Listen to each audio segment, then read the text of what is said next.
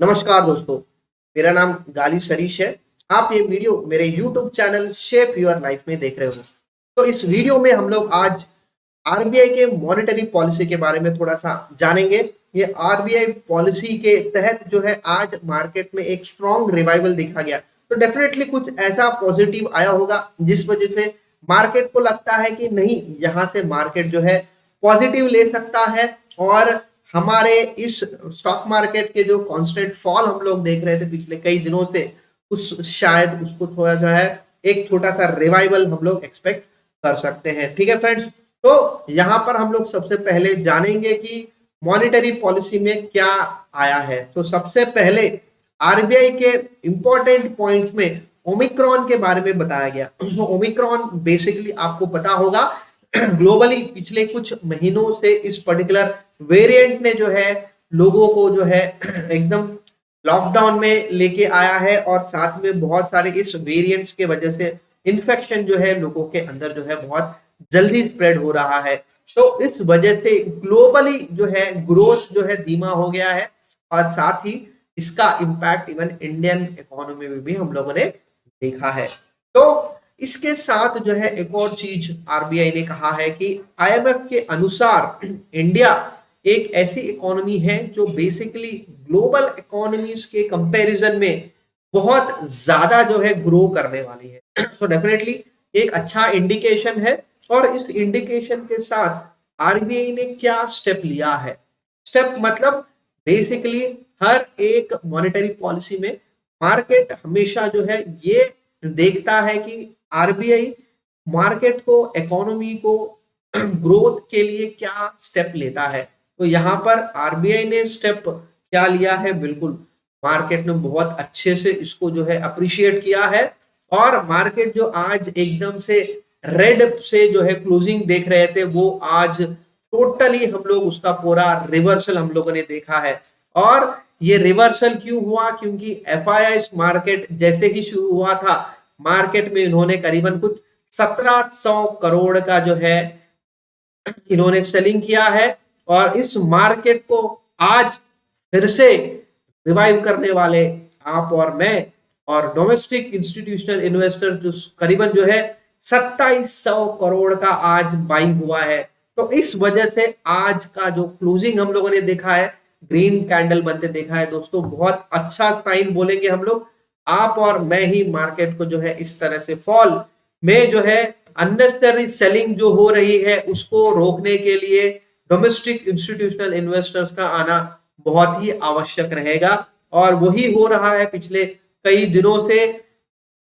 2 दिन पहले हम लोगों ने देखा, कल देखा और आज भी देखा। 3 दिन से लगातार जो है एफआईएस के सेलिंग को कंपेंसेट कर रहा है, उससे ज्यादा परचेसिंग जो है हम लोग देख रहे हैं डीआईए से। तो डेफिनेटली अच्छे साइंस है फ्रेंड्स यहाँ पर।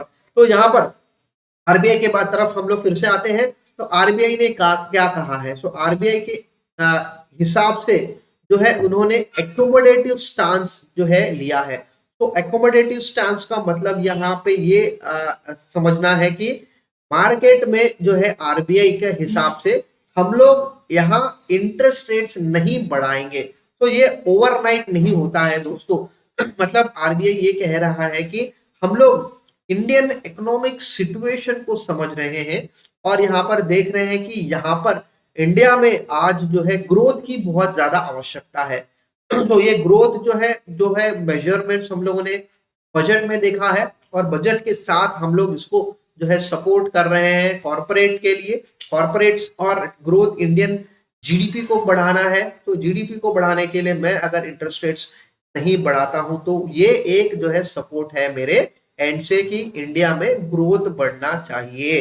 तो एकोमोडेटिव स्टैंस मतलब मैं इसको अभी नहीं, और मैं इसको इसी स्टांस को मैं कंटिन्यू करूंगा जब तक कि मुझे नहीं लगता है कि इन्फ्लेशन मेरे जो रेंज में है वो रेंज से थोड़ा सा ऊपर अगर जाता है, तब मैं सोचूंगा इस स्टांस को बदलने की। तब तक मैं अकोमोडेटिव स्टांस को जो है कि उसके साथ ही मैं रहूंगा। तो बहुत अच्छा साइन है दोस्तों।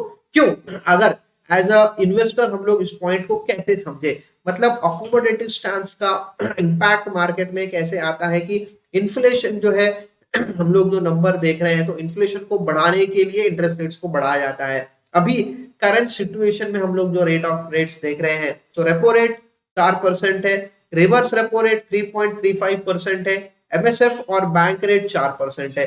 तो ये रेट्स नहीं बढ़ते हैं, तो अकॉर्डिंग स्टांस में ये रेट्स हम लोग नहीं बढ़ाने वाले हैं, इसको एज इट इज रखने वाले हैं। तो इसका मतलब क्या है? इसका मतलब ये है कि यहाँ पर हम लोग बोरोइंग कॉस्ट जो है मार्केट में कम ही रखना चाहते हैं। हम लोग ये देख रहे हैं कि बोरोइंग कॉस्ट कम होता है तो धीरे धीरे मार्केट में जो है ग्रोथ बहुत जल्दी जो है मार्केट में हम लोग एक्सपेक्ट कर सकते हैं। तो ये एक अच्छा साइन मानेंगे। और एक और चीज यहाँ पर बताया गया है कि जो ग्रोथ हम लोग जो एक्सपेक्ट कर रहे हैं वो ग्रोथ जो है जीडीपी 9.2% से है। तो बेसिकली पिछले एक्सपेक्टेशन के हिसाब से 9.5 था, 9.2 है, डेफिनेटली 0.3 पर जो है परसेंट कम किया गया है। फिर भी 9.2 के हिसाब से प्री पेंडेमिक स्टेट जो है 2019-20 का जो नंबर था उससे अभी ज्यादा है। तो अच्छे पॉइंट्स है फ्रेंड्स, ये पॉइंट भी आपको समझना है कि हमारा पहले तो पिछले साल से अगर मैं कंपेयर करता हूं तो कम हूं क्या ज्यादा हूं वो नंबर देखेंगे। और दूसरा पॉइंट पिछले कई दिनों से मैं बता रहा हूं कि हमारा जो है प्री पेंडेमिक लेवल से भी ऊपर आए हैं या नहीं है वो जरूरी है। सो क्योंकि हम लोग अगर देखेंगे तो पिछले 2 साल से हमारा ग्रोथ जो है अभी भी माइनस है, क्योंकि पेंडेमिक के पहले जिस लेवल पे थे उस लेवल पे हम लोगों को पहले पहुंचना है। तो अभी हम लोग पहुंच रहे हैं क्या? बिल्कुल। इस पर्टिकुलर टाइम पे आरबीआई के हिसाब से हम लोग पहुंच गए हैं, हम लोग क्रॉस कर गए हैं। तो ये अच्छे जो है संकेत है। डेफिनेटली यहाँ इसको जो है एक हमारा मार्केट जो है बहुत पॉजिटिवली इस पर्टिकुलर पॉइंट को लिया है। और इसीलिए हम लोगों ने देखा है कि डीआईएस ने जो है जैसे ही पता चला कि आरबीआई इंटरेस्ट रेट्स नहीं बढ़ाने वाला है तो बाइंग आ गई मार्केट में, और डीआईएस ने आज 2700 के करीब करोड़ जो है पैसे पे इन्होंने परचेस किया है। तो इसके साथ एक और चीज इन्होंने बोला है आरबीआई ने कि जब भी प्रोजेक्शन होता है तो आज करंट फाइनेंशियल ईयर के साथ अगले 4 क्वार्टर्स का प्रोजेक्शन भी हमेशा जो है आरबीआई देता है। तो इसके हिसाब से जो है प्रोजेक्शन जो रहेगा 7.8% रहने वाला है 2022-23 का ईयर। क्वार्टर 1 का 17.2 रहेगा, क्वार्टर 2 का 7% रहेगा, क्वार्टर 3 का 4.3% रहेगा और क्वार्टर 4 का 4.5% रहने वाला है। तो डेफिनेटली ग्रोथ के लिए प्रोजेक्शंस काफी अच्छे माने जा रहे हैं। बट यहाँ पर इस पूरे प्रोसेस में एक जो है डिस्टरबेंस है, और वो डिस्टरबेंस क्या है? एक प्राइवेट कंजम्पशन जो है प्री पेंडेमिक लेवल से अभी भी नीचे है। सो यहाँ पर इवन गवर्नमेंट इवन आरबीआई दोनों के तरफ से हम लोगों ने देखा है कि प्राइवेट कंजम्पशन का आगे आना बहुत ही आवश्यक है। तो इंटरेस्ट रेट्स कम रखने के वजह से होता कैसा है कि बोरोइंग कॉस्ट कॉर्पोरेट्स का कम होता है।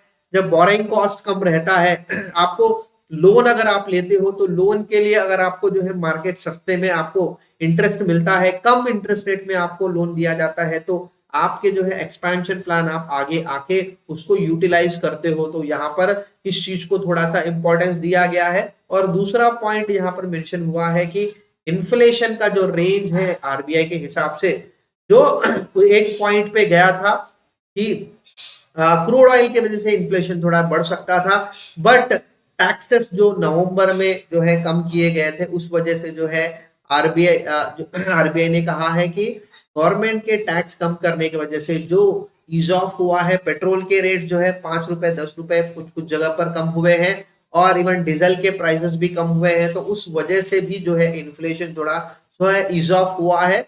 बट यहाँ पर जो है इस पूरे प्रोसेस में देखना है कि क्रूड ऑयल जो है थोड़ा सा डिस्टर्बिंग नंबर दे सकता है। तो यहाँ पर थोड़ा सा जो है इन्फ्लेशन अगर इंडिया का बढ़ता है तो क्रूड ऑयल के वजह से कॉस्ट बढ़ सकता है। तो इसको थोड़ा सा जो है आरबीआई कहता है कि इसको हम लोग कॉन्स्टेंटली थोड़ा सा ट्रैक करेंगे और इसके हिसाब से हम लोग जो है डिसीजन लेंगे कि क्या करना है। और प्राइम फोकस जो है हमारा इंडिया इकोनॉमी, जीडीपी बढ़ना चाहिए। जीडीपी तब बढ़ेगा जब जो है प्राइवेट कंजम्पशन बढ़ेगा, प्राइवेट कंजम्पशन बढ़ेगा तो नए जॉब्स आएंगे, एम्प्लॉयमेंट जो है अपॉर्चुनिटीज क्रिएट होंगे, अपॉर्चुनिटी क्रिएट होंगे तो नए लोग जो है अनप्रोडक्टिव लोग है वो प्रोडक्टिविटी के अंदर आएंगे, और प्रोडक्टिविटी के अंदर आने के बाद जो है हम लोग जो है नए प्रोडक्ट्स को डिमांड क्रिएट करते हैं, प्रोडक्ट्स को डिमांड क्रिएट करेंगे तो डेफिनेटली हम लोग जिस कंपनीज में इन्वेस्टमेंट करना चाहते हैं उनके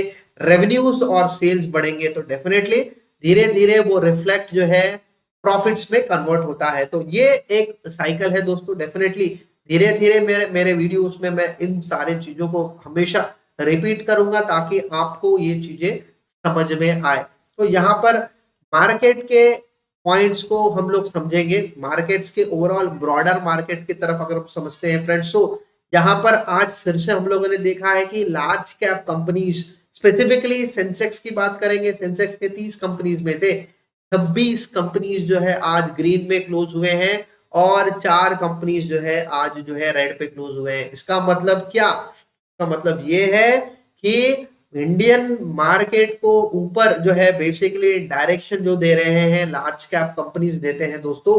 तो लार्ज कैप कंपनीज जो है ग्रीन पे लगातार कई दिनों से क्लोज हो रहे हैं, तो ये एक अच्छा इंडिकेशन है, एक डायरेक्शन दे रहे हैं। तो डेफिनेटली समझना है कि ये एक बड़ा भाई है और छोटे भाई जो है मिड कैप और स्मॉल कैप को धीरे धीरे जो है इस जो है नेगेटिव जोन से पॉजिटिव जोन की तरफ जो है खींचते लेके आएगा। तो डेफिनेटली यहाँ पर जो है फंडामेंटल व्यू बहुत इंपॉर्टेंट है, बट डेफिनेटली एक डायरेक्शनल व्यू देने के लिए सबसे पहले लार्ज कैप आगे आते हैं, उसके बाद जो है आपको मिड कैप और स्मॉल कैप में भी रैली नजर आएगा। तो ये एक आइडिया है, इन्वेस्टमेंट आइडिया आप ले सकते हो और उसके बेसिस पे जो है आप नया इन्वेस्टमेंट अगर आप प्लान करना चाहते हो तो भी कर सकते हो। तो यहाँ पर मैं इस वीडियो के आखिरी अंश में मैं थोड़ा सा यहाँ पर बात करना चाहूंगा कि आज का जो मार्केट का डायरेक्शन था उस डायरेक्शन में हम लोगों ने प्राइस जो हम लोग एक्शन देख रहे हैं उस प्राइस एक्शन में हमको समझना है कि कल मैंने आपको ये बोला था कि आज का जो है प्राइस का जो मूवमेंट है आपको 20 सिंपल मूविंग एवरेज और 50 सिंपल मूविंग एवरेज के बीच में जो है आपको कैंडल बनते नजर आ सकता है। वही हम लोगों ने देखा है, जो बेसिकली आज का जो है फॉल था उस फॉल को जो है 50 मूविंग एवरेजेस को उसने टच किया है, बट मार्केट में जो मूवमेंट जो है पॉजिटिव बाइंग जो देखा गया है डीआईएस के थ्रू, तो उस वजह से जो है मार्केट जो है आज 20 मूविंग एवरेज को उसने टच किया है। तो डेफिनेटली 20 सिंपल मूविंग एवरेज जो है हमारे इस पर्टिकुलर प्राइस जो है एक्शन के लिए एक रेसिस्टेंस है। तो इस रेसिस्टेंस को स्ट्रॉन्ग तरीके से जो है क्रॉस होना जरूरी है।